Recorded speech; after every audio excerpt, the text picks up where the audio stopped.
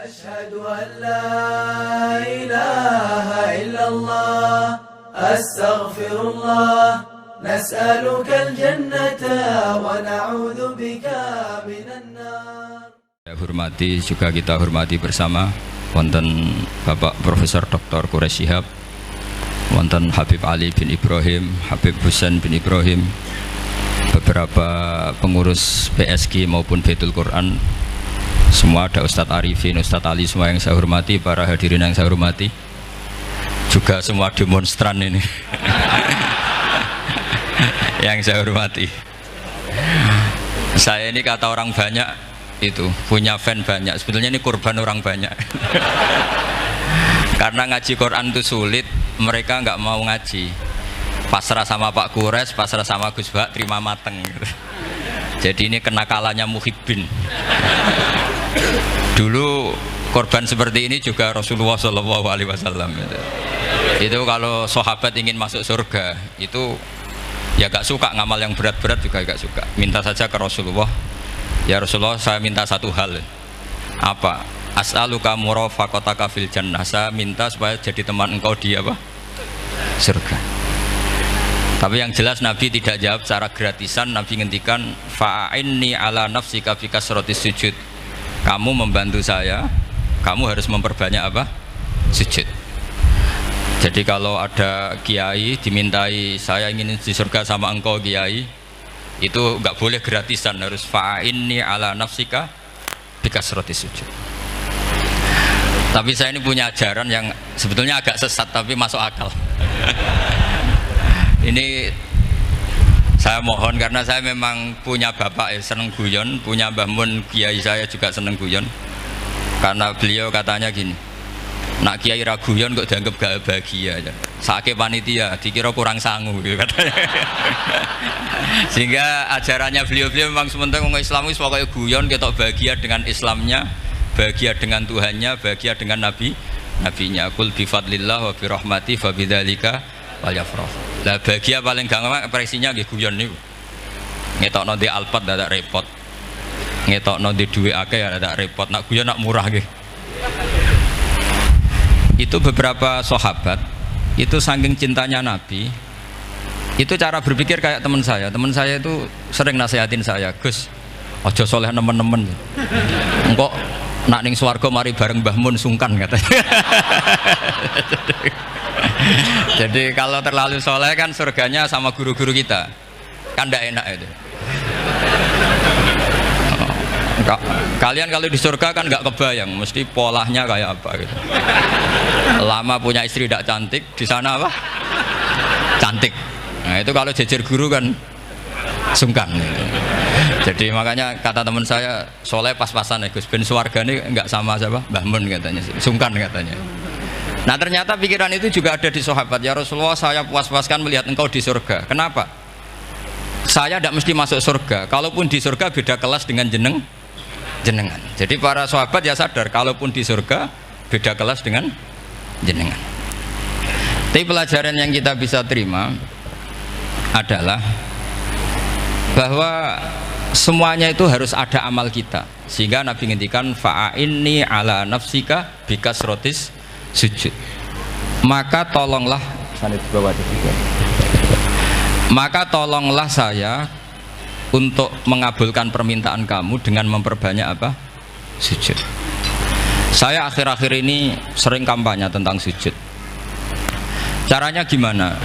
Ini sekaligus untuk anak-anak PSG utamanya, karena yang mengkaji Quran.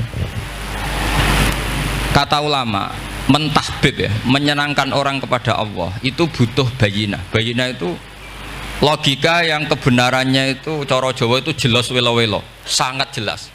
Namanya al-bayinah. Saya ulang lagi ya, namanya apa? Al-bayinah.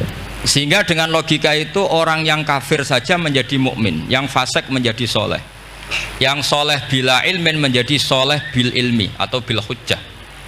Itu yang disebut Allah, lam yakunil ladzina kafaru min ahlil kitabi wal musyrikina munfakkina hatta ta'tiyahumul bayyinah. Siapa itu? Rasulun minallah yatlu suhufam mutahharah.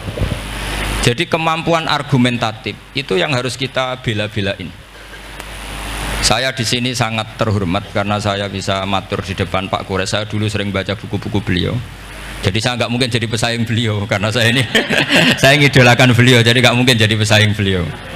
Tapi kalau mutammim ikut menyempurnakan keinginan besar-besar beliau mewujudkan Islamiyah wasatiyah, insya Allah diminta atau tidak diminta harus kita bantu. Harus apa? Nah, bayinahnya apa? Bayinahnya begini. Bayinah itu satu argumentasi yang jelas begini. Ada seorang ekstremis itu, singkat cerita mau ngebom tempat-tempat maksiat. Yang maksiat ini orang-orang Islam juga. Tapi saya tidak nuduh sampean, pokoknya orang-orang Islam juga.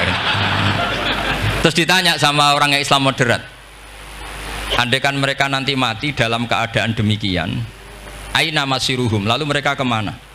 Ya ilanar, karena mati dalam keadaan maksiat.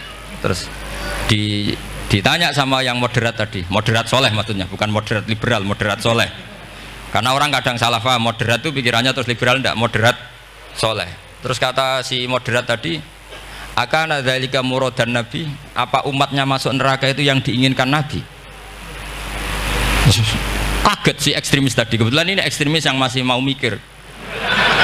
Terus enggak, itu enggak yang digedaki Nabi. Kalau gitu ya jangan, kita tunggu tobatnya, kita proses bersama supaya mereka mau tobat. Karena dukhuluhum annar itu tidak muradan Nabi, tidak yang digedaki Nabi Muhammad SAW.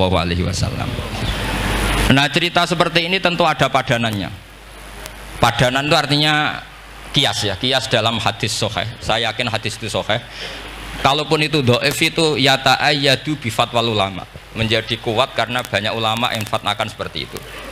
Saya pastikan itu diriwayatkan Qadhi Iyad dalam kitab Asy-Syifa, juga diriwayatkan Ihya, juga diriwayatkan di Hayatus Sahabah. Di situ ada sekian sanad sing yuqawi ba'duhu ba'dur. Kenapa ini saya utarakan? Karena di kota itu sanggerono hadis itu takokno sahih ta ora. Kadang sing takok ya ndak paham itu. Maca kitab ra iso kok takok sahih ta ora. Yang ditanya juga aneh. Terus berusaha jawab. Padahal kadang ya ndak bisa juga jadi. Di hadis itu ada penjelasan begini. Ada seorang Arabi itu orang Bedui lah, orang yang kurang peradaban. Minta sesuatu pada Rasulullah SAW. Karena Nabi itu tidak orang kaya, Nabi tidak jutawan, tidak hartawan, dikasih. Mungkin kalau uang sekarang mungkin 50.000 atau berapa. Orang itu gerutu segrutu-gerutunya. Nabi kok pelit gitu, kira-kira seperti itu. Akhirnya sahabat ini merasa tidak nyaman, ingin, karena ini Arab ya, ingin mengadili ini. Saya membahasakan mengadili itu ya ada Arabnya, karena kadang ada riwayat misalnya fahamma ayyadribuhu, nanti juga repot, ayyaqtuluhu juga repot. Makanya kalau ke Jawa itu kadang maknani bahasa Arab itu bingung. Dan memang baik bingung daripada enggak bingung. Karena kalau yang enggak bingung itu keliru pede. Misalnya jika istri kamu agak rewel, itu begini-begini. Terus ada kalimat wadribuhun, maka pukullah. Itu kalau orang nggak bingung langsung diterjemah mukullah, nanti dilaporkan Komnas HAM gitu. Tapi kalau yang bingung itu akhirnya tatoluk mencari-cari. Ternyata di semua tafsir disebut dorban ghairu mubarrihin, ya mukul tapi yang tidak menyakiti. Jadi kekeliruan itu pasti dimulai orang-orang yang nggak bingung. Jadi ilmunya nggak cukup, akhirnya nggak bingung. Bingung itu penting.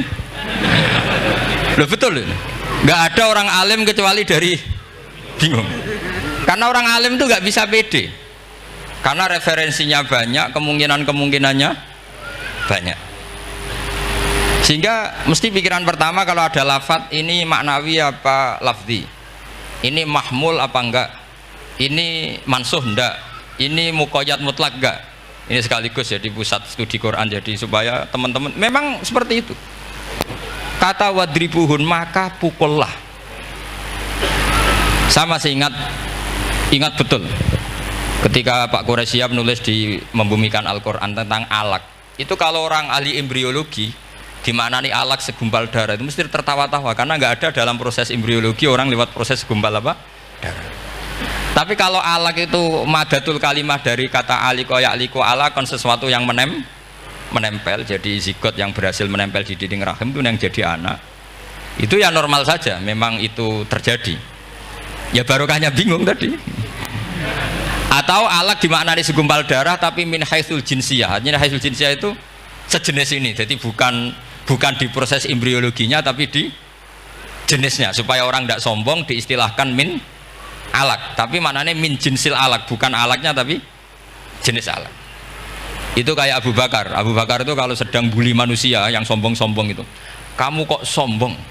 Kamu itu keluar min makhrajil bauli marroten gitu.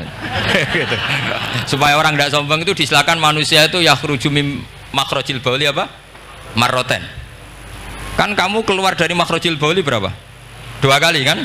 Minar rojul lewat penis, terus nanti lahir juga lewat min makhrajil baul. Jadi untuk mengadili manusia supaya tidak sombong diistilahkan keluar min makhrajil baul marroten. Nah mungkin alaq kalau maknanya segumpal darah itu maknanya jenisnya seperti ini. Kenapa kamu sombong? Jangan digugat tentang itu proses embriologi, kalau itu tidak ngalami itu. Jadi akhirnya barokahnya bingung itu alaq dari proses embriologi maknanya apa? Aliko ya aliku alakon, sesuatu yang nempel, yang sukses nempel di dinding rahim. Tapi dari segi jenis mendidik tawadhu, mendidik khafdul janah lil mukminin, mendidik adzul wal inkisar, rasa hina. Nah, itu dengan makna tadi. Saya teruskan ya. Si Arabi tadi karena dikasih 50.000 gerutu terus akhirnya Nabi memanggil Arabi tadi karena mau dipukulin sama sahabat. Nggak tahu mau dipukulin atau mau dibunuh, nggak tahu, pokoknya dikerasin lah di. Makanya nggak usah diterjemah. Kalau diterjemah nanti jadi bingung. Terus akhirnya dibawa sama Nabi, diajak masuk, dikasih banyak sama Nabi. Kasih banyak, ditanya sama Rasulullah, kamu sudah puas ya Arabi? Sudah ya Rasulullah. Hebatnya Nabi apa? Kamu harus menjelaskan ke semua sahabat saya kalau kamu sudah puas, karena tadi kamu ngomong yang bikin sahabat saya dongkol.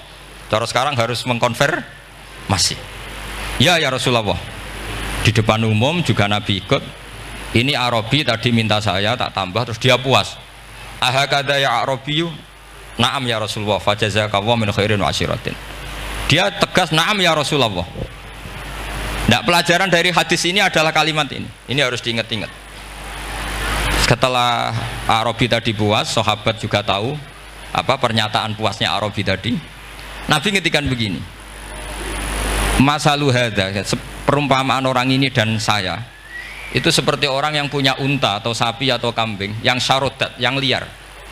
Fattaba'ahan nasu, kemudian orang-orang ikut membantu nangkap. Falam yaziduha illa nufuran, bantuan manusia-manusia ini malah tambah lari karena ini semua orang ini asing. Bagi unta ini kan asing, yang nggak asing kan hanya pemiliknya. Nah, terus kata si pemilik unta tadi, khallu baini wa baina naqati, sudah saya tidak usah dibantu. Fa ana arfaku, biasa lebih sayang kepada unta saya. Orang nggak ikut bantu semua, terus kemudian unta itu dipanggil, fa akhoda minkum amil ardi, kira-kira diambilkan rumput, terus unta itu mau nurut. Intinya apa? Kalau orang nggak bakat kiai, nggak bakat dai ilallah, kok ngajak-ngajak Islam itu falam yaziduha ila nufuron, kira-kira gitu. Karena lebih banyak emosinya ketimbang teknik proses tadrijinya, tasreknya. Akhirnya itu jadi pelajaran ke kita. Pelajaran kedua, Rasulullah ngendikan begini, andaikan kamu membunuh si Arabi tadi, bahasanya yang membunuh, kalau ini tak terjemah nggak apa-apa, wong andaikan saja. Andaikan kamu membunuh si Arabi tadi dalam keadaan membenci saya, yaitu ngomentari Nabi adalah kikir, maka dakhalan nar, orang ini akan masuk neraka karena dia mati dalam keadaan sakhitan dan Nabi SAW. Dia mati berstatus benci kanjeng. Tapi uniknya dalam Islam segampang itu. Ketika si Arabi tadi mencintai Nabi itu karena dibayar, karena diservis. Dan itu cukup loh dalam Islam itu. Mencintainya Nabi itu karena dikasih uang lagi. Akhirnya dia senang Nabi meskipun karena dikasih uang. Tapi jangan diteruskan setelah senang Nabi dibunuh masuk surga, ya tidak usah gitu. Nanti jadi repot tadi. Tapi intinya apa? Islam itu semudah itu. Yang menerima kebenaran karena servis saja diterima sama Allah Subhanahu wa ta'ala. Nah ini di sini pentingnya kiai-kiai yang wasatiyah, yang ceria, yang gampang. Karena kita tidak ingin tanfir.